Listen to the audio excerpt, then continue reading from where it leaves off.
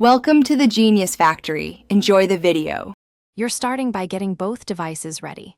First, verify your Sony Bravia supports AirPlay 2 and that the TV's firmware is current.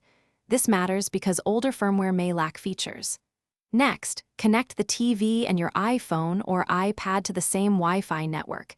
Use 5 GHz if available for lower latency. Once done, open TV settings, go to AirPlay, and turn it on. Make note if a passcode or device approval is required, so you don't get blocked when casting.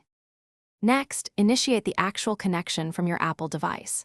For full screen mirroring, open Control Center, tap Screen Mirroring, then choose your Bravia.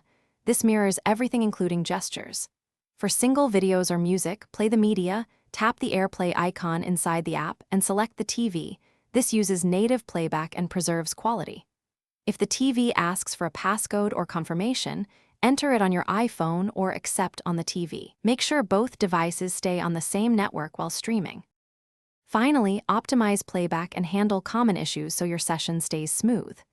If the image is cropped or stretched, set the TV aspect ratio to 16:9 or auto and check iPhone zoom is off. This fixes framing. If audio or video lags, move the router closer, use 5 GHz, or reboot the TV and iPhone. That clears transient network glitches. If AirPlay still fails, turn AirPlay off and on in TV settings. Forget and rejoin Wi-Fi on your phone, then retry. This resets the pairing and usually resolves persistent faults. Thanks for watching. If you found this helpful, don't forget to like and subscribe.